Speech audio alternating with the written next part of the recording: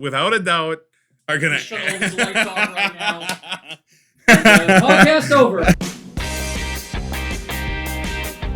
Welcome to Fade or Fly with Mike and the Feather, your weekly football podcast recorded right here in the heart of Sin City. Join Mike and the Feather as they dive into the world of sports bet predictions, game analysis, and serve up a healthy dose of Vegas-style humor. Whether you're looking to ride the winning streak or soar to new heights in your football knowledge, this is the podcast for you. Let's embark on this gridiron adventure together from the entertainment capital of the world.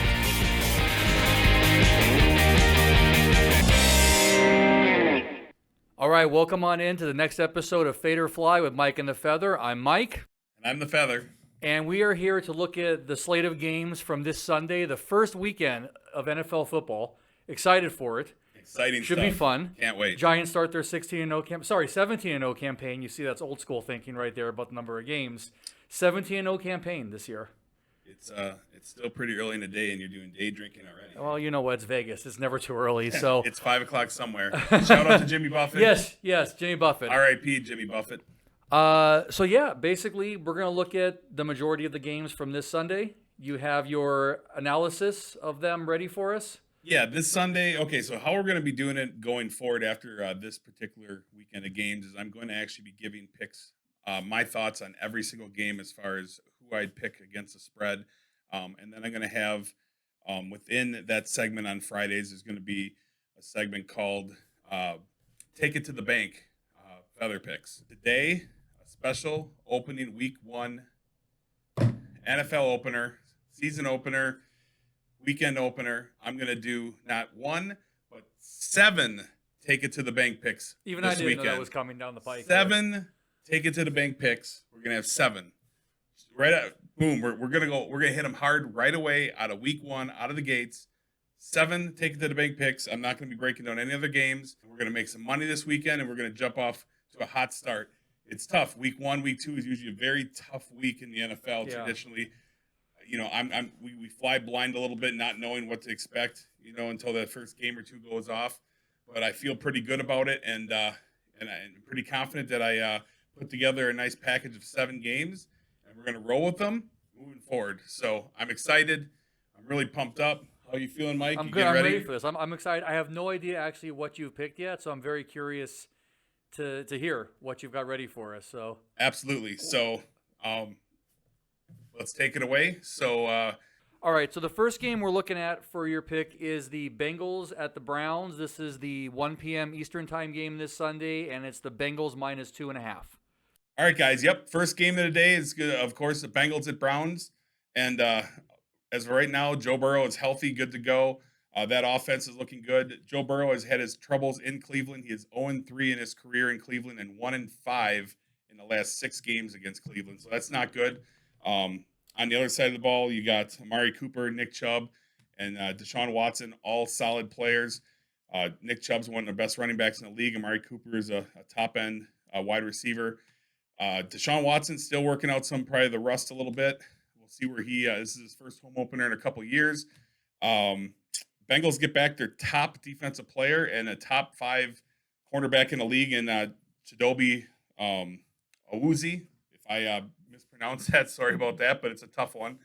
But I like the Bengals defense. I like the Bengals offense all around. I absolutely think that they're going to come in and they're going to change what they've been doing, a dynamic the last few years against the Browns, and as how they get off to a slow start usually, they're going to come out swinging. Take the Bengals minus 2.5 over the Browns. I love it. Take it to the bank. So you're saying, if I hear this right, get a little Chubb this weekend. That's staying in. All right, next game up we're looking at is another 1 p.m. Eastern time game. It's the Panthers at the Falcons. Falcons are minus 3.5. What do you think about this one? Division battle, it's going to be interesting. As far as I can see, you got the rookie quarterback, Bryce Young. You know, they gave away the house to get him. It's going to be his first start in the NFL. There's going to be some nerves there up against a second-year quarterback in Desmond Ridder. The neutralizer in this game is going to be Bijan Robinson. He is a stud running back, rookie year. He easily could be the rushing yard champion this year, without a doubt. The guy is an absolute beast. He is going to be a game changer. Now we're looking at Kyle Pitts tight end for Atlanta, third year as a tight end.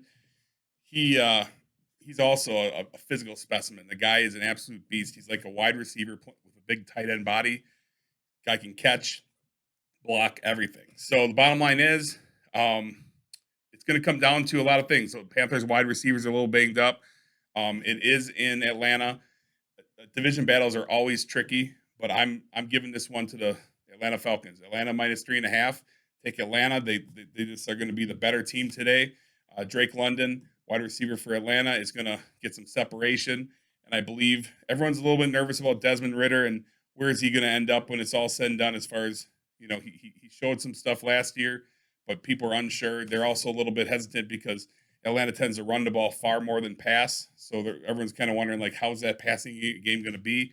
I think that they're going to find a good mix, and Bijan Robinson is going to be an absolute monster. He might go for 2 or 3 touchdowns in this game alone. So as far as that goes, you can take it to the bank. Atlanta Falcons minus 3.5. Boom. You got a score prediction on that one? Final score? Put you on the spot. Put me on the spot. Okay, I'm going to go Atlanta 31, Carolina 20. Okay. Within the spread, so that's the right answer to it. Okay, so we're sticking with the 1 p.m. Eastern time games. We have the Tennessee Titans at the New Orleans Saints, and they have a new quarterback in the form of ex-Raiders quarterback Derek Carr. Do you think Carr is playing with a chip on his shoulder? Do you think he's the consummate professional? He's just ready to rock and roll and just show him what he can do? Or do you think the change good or bad for him? The change is definitely necessary because obviously the Raiders are over him. I'm not a big Derek Carr guy, but you know what? I think he's got a lot of heart. He's got a chip on his shoulder. He's not happy. Him and Aaron Rodgers are probably two guys in the league that are really going to try to prove, like, hey, I got this, So as far as that goes, he's going to go there. He's got a good situation playing in a dome, so similar type stadium as Raider Stadium. And he's got some good weapons there. Alvin Kamara's on a 3-game suspension, so he won't be back for a couple weeks. But Michael Thomas, are we going to actually see Michael Thomas on the field this year? It's unbelievable. This guy, he was such a talent, and then all of a sudden he was gone. It feels like he's been injured for a decade. But the bottom line is, if Michael Thomas can be even 50% to 75% of what he was, that's going to be excellent. They got last year's rookie, Chris Olave, wide receiver. The guy's a stud, and he easily could be a 12 to 1,300-yard receiver this year. On the other side of the ball, you got the Titans. The Titans, what can you say? Derrick Henry. The guy is a workhorse. He gets it done. The problem is Tennessee did a very poor job of protecting him right now. The offensive line for Tennessee is one of the worst offensive lines in the entire NFL.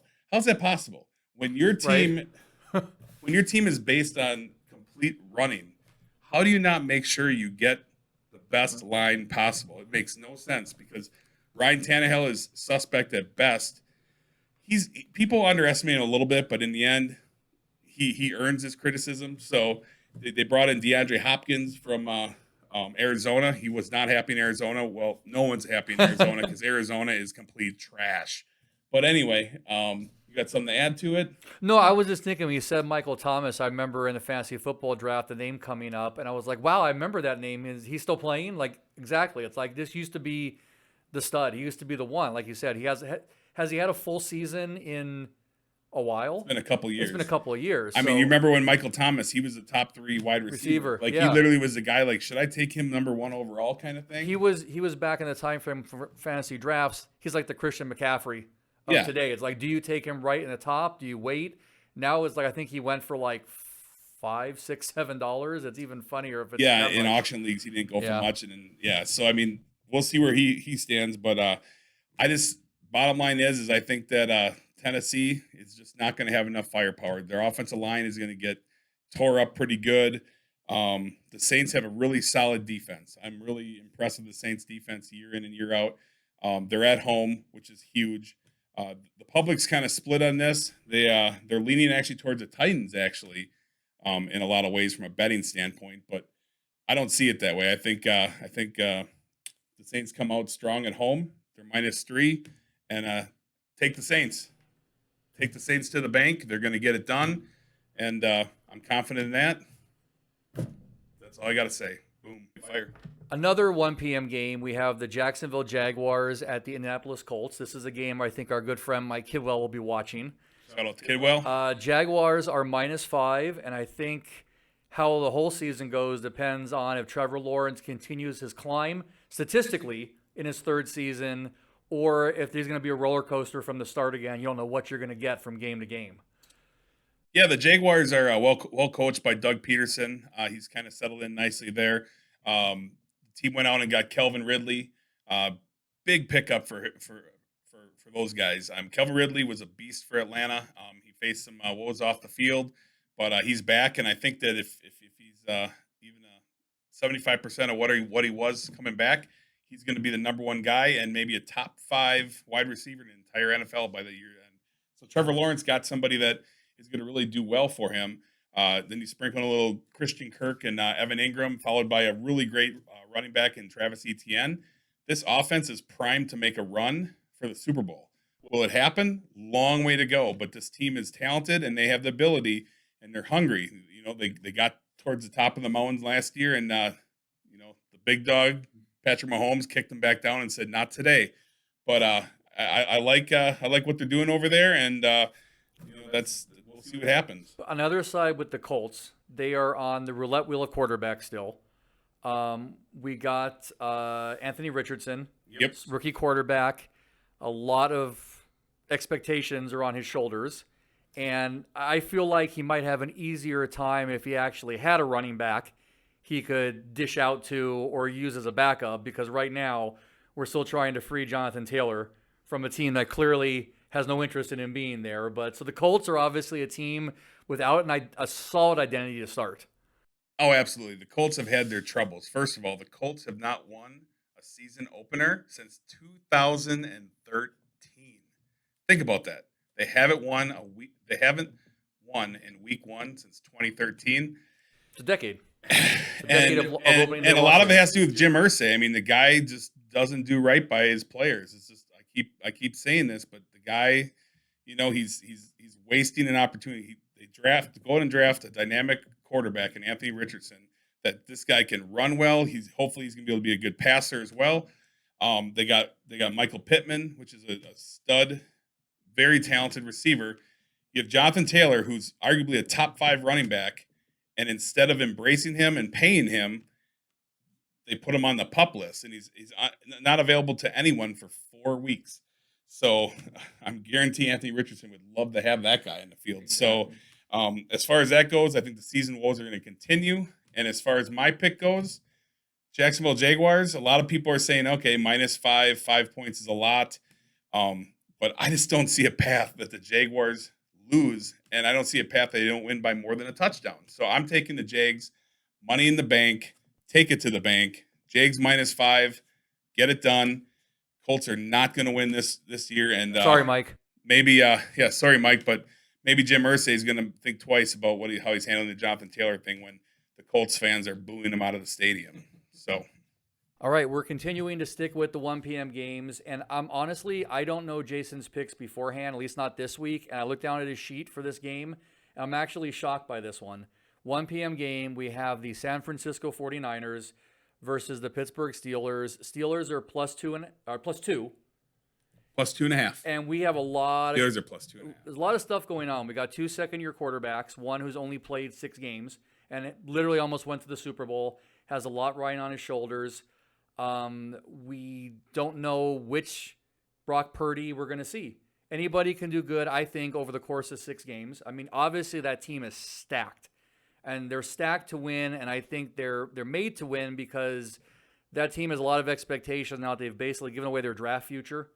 Oh yeah. And they're riding on the coattails of a person who can never be picked, and no one can ever be picked more lower in the draft than he has. So I would actually love to personally see him skyrocket to be the next Tom Brady, because then he'll have one up on Tom Brady being picked further down the draft than Tom ever was. Yeah, go figure. We live in a world where they had a quarterback named Trey Lance that they gave up the universe for and mortgaged the entire team's future for years to come. And that failed, and he went to the Cowboys.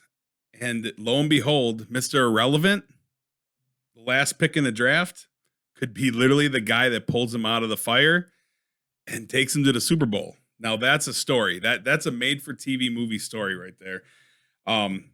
With Christian McCaffrey, Deebo Samuel, George Kittle, that offense, sky's the limit. Will Brock Purdy be the guy that's going to be the pilot, or laying in the weeds? You have Sam Darnold, who is a journeyman quarterback that's been on multiple teams, and he's ready for his opportunity.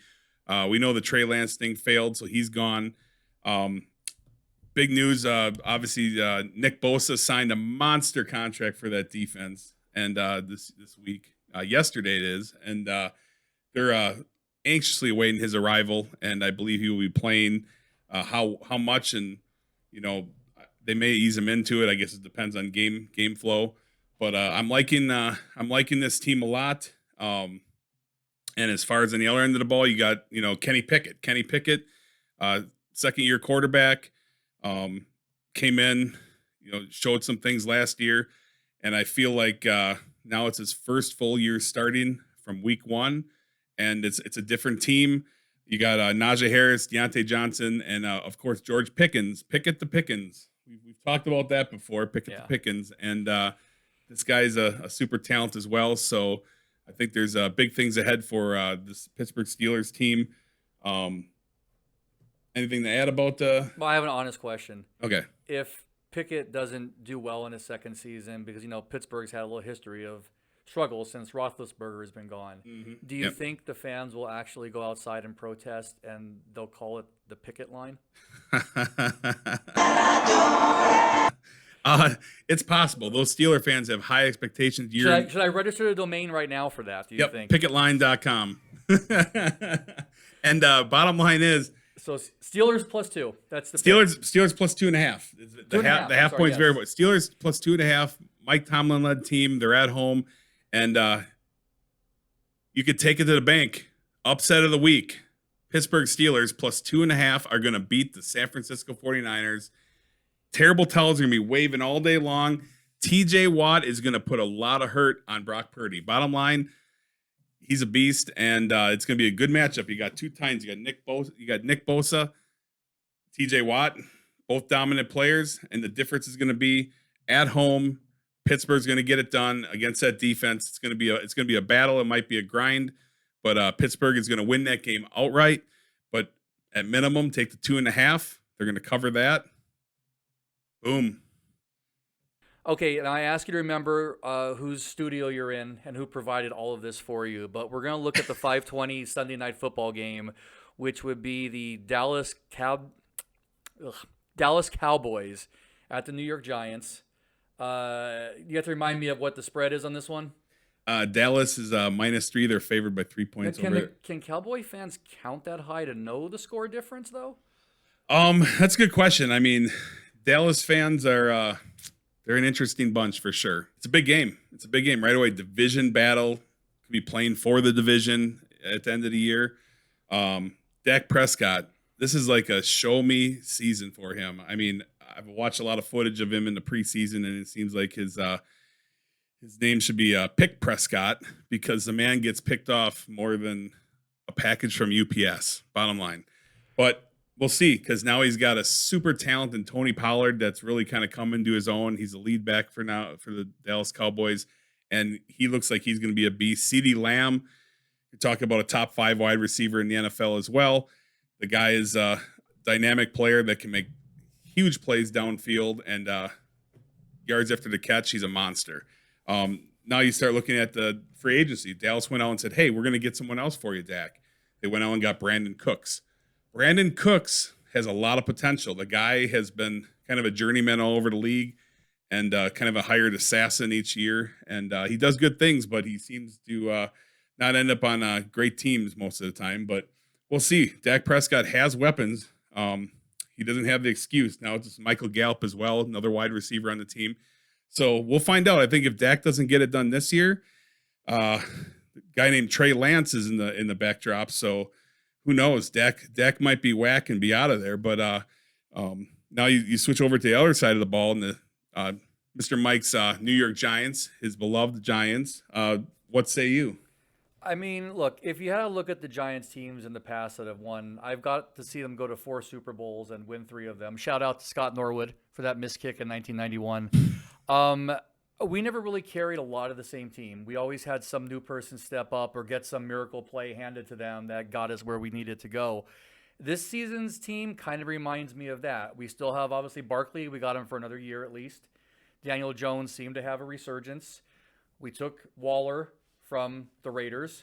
So we have a little core nucleus, and nobody ever seems to pay attention to me. Honestly, I think Darius Slayton is somebody who Daniel Jones looks to a lot as an escape route runner, and he can step up if he needs to be. It's just going to be a matter of, as we talked about earlier, can an offensive line give Barkley the holes he needs to run through? Can they give Daniel Jones more than 2 or 3 seconds in the pocket to let a receiver get open? Defense, Kayvon Thibodeau, who we got last season, looked good despite some injury. So when he was in the game, he made a bit of a difference. So I think, and with Drabel coaching, like, he obviously just pulled out miracles last season. Granted, we had some really fluky games too, but you take a win however you get a win. So I think the team does believe in themselves, and that can go a long way to overcoming your deficiencies in many spots. But that could also be wishful thinking. But I will say 9-7 is all we've needed for Super Bowl championship seasons. So once we're in that 9-10 win mark, I always feel good. Yeah, I mean, your coach, just like Dan Campbell, I mean, your coach has got these players buying into his system. He's full of energy. He's not an atypical style of how he coaches. You know, he's a player's coach. Man, you and this Darius Slayton. I mean, this guy insisted in the draft. Darius Slayton. He wanted me to take Darius Slayton with the last pick in the last round, and I'm like, no. But you know, we'll see. This free agency, we can pick him up still. Yeah, we can pick him up on the wire. You know, put him in place of Jonathan Taylor on the PUP list as a IR member. But anyway, you know, the Giants been on the fence. I don't know if I'm a believer in Daniel Jones. He just got his money, and you know, we'll see. I think both teams' quarterbacks need to prove themselves this year. And as far as overall, I mean, I'm not a Cowboys guy. Cowboys are one of my most detested teams. I just can't stand the Cowboys. Cowboys, Bears, Patriots. But on that note, how about them Cowboys? We're taking the Dallas Cowboys. Go ahead and unplug everything now. Take it to the bank. Dallas Cowboys, without a doubt, are going to shut all these lights off right now. Podcast over. Take it to the bank. Dallas Cowboys -3. It hurts. It hurts my heart to say that, and it's going to each time I pick them. But you know it's got to be true. You got to go where you think the money is. If there's any path that I could have took the Giants, I would have found a way. But in this case, the Dallas Cowboys are going to get it done. They usually will wait to blow up till later on in the year, so we'll re-talk about this in November. But as of right now in September, Dak Prescott will find a way, and the Dallas Cowboys will get it done in New York, and that's that. So taking Dallas Cowboys -3 to roll over the Giants, I think in double digits, but let's see what happens. Take it to the bank? Take it to the bank. Make sure you get a receipt. How about them Cowboys? This is our 7th and final pick. This is the 3:25 p.m. game. This is your favorite Green Bay Packers at Stop Bears. Covering. They're right now -1. They've been at -1.5. Certainly no bias in your decision on this whatsoever, I'm sure. But who are you taking in this one? Well, first, I hear it's possible if the Bears stink it up again this year. There is in the works, The Rock, Dwayne Johnson, is trying to get the Bears in his XFL next year. And it sounds like Roger Goodell may oblige because get that trash out of the NFL. But enough said on that note. Hashtag Bears fans don't hurt me. All right, your boy, Jordan Love. Will there be love for Love? Are the fans going to be excited by this? Are they going to be sad that they've lost their 2 old men quarterbacks and their rookie? Is it going to hold it, or is he going to shock the world, and is he going to be the next rookie sensation? I feel like about 60 to 70% of Packer Nation was happy to see Aaron Rodgers go. I mean, he kind of seemed like he wasn't into it anymore, wasn't putting in the work. The guy's iconic. He's legendary, one of the best of all time. But Packers fans kind of got frustrated with the guy, and I think it's good for him. I love him. I love the guy. I love Brett Favre. I love the team. I think it's going to be a good fit for both of them. Jordan Love here, Aaron Rodgers going to the Jets. I'm happy for both sides. Jordan Love is going to be the guy. And I know that Bears fans don't want to hear it. I know that the NFL doesn't want to hear it. But Jordan Love, it's possible Green Bay could be producing not one, not two, but three top quarterbacks. 2 Hall of Famers. I'm not going to say Jordan Love is going to be the Hall of Fame quarterback. Okay, that's a little bit crazy right now. But I'm telling you, he's going to be legit. And I think he's going to be their long-term quarterback of the future. And he's anchored by a super talented young wide receiving core that I think the sky's the limit. I mean, Aaron Jones, A.J. Dillon, anchored, 2-headed monster running back core. They got David Bakhtiari anchoring that top-end offensive line, probably top 5 in the league. And then you start talking about their defense. Now, it's been a couple years in a row now where it's like Green Bay's defense is going to be good, and then they kind of, they struggle against the run and stuff like that. But I really believe that Green Bay's defense, anchored by Jair Alexander, is going to be unbelievable this year. Top 5 defense, Green Bay Packers this year. Top 5. And like I said, Green Bay over 7.5 wins. I said that in the last podcast. I'm going to stand by that. They are going to crush it this year. They're going to win a division. You heard it right here. Sorry, Detroit fans. You have to wait one more year. But as far as the pick goes, because that's what everyone's waiting for, there will be no bear down Chicago Bear today. It is going to be take the Packers to the bank. You can take it to the bank. Money line. You don't even need the dollar taking the 1 point. It's irrelevant. Money line, take the little gravy on top when you bet it. Take Green Bay. They are going to win this game. Now, there is some concern. I'm going to put this out there. Romeo Doubs, Christian Watson, they're kind of questionable. Both have hamstring issues. Romeo Doubs has been out since the 3rd game of the preseason. He actually practiced today a little bit.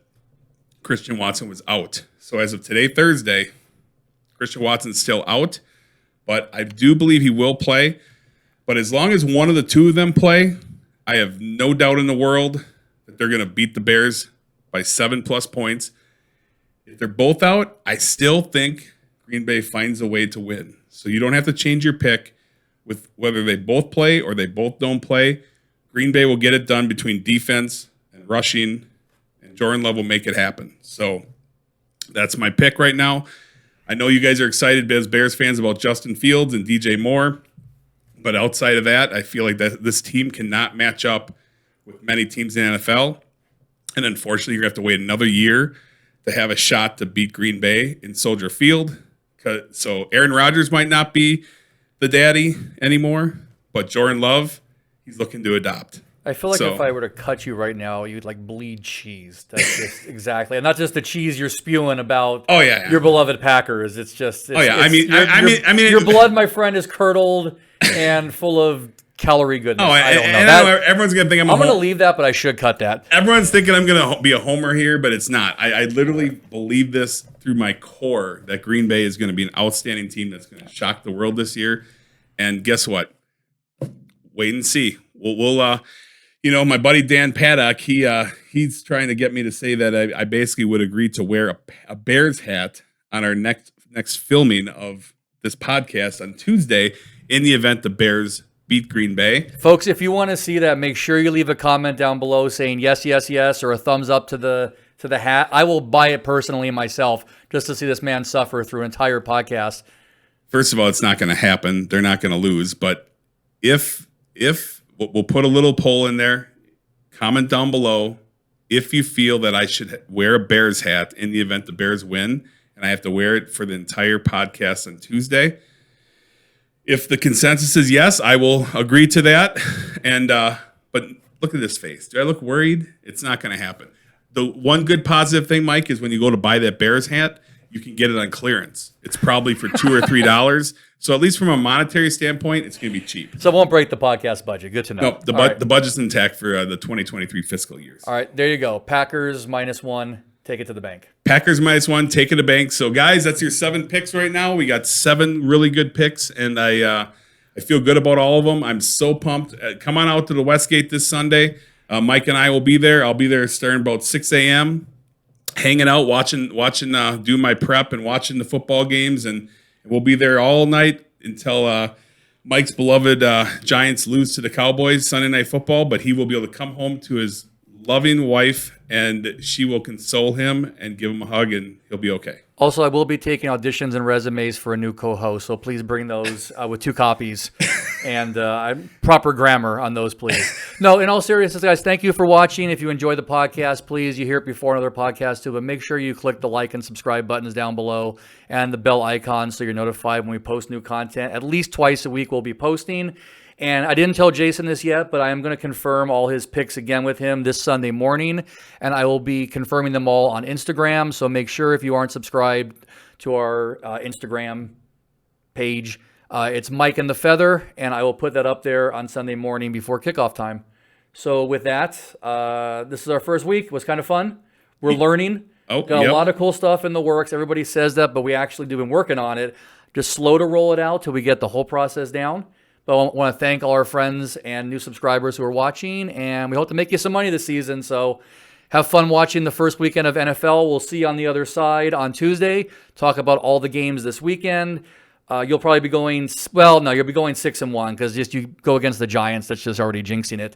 But be smart out there. Only bet with what you can afford. And we'll talk to you soon, guys. Take care. Have a blast. Enjoy the games this weekend. We'll see you on Tuesday. Take care. Take it easy, guys.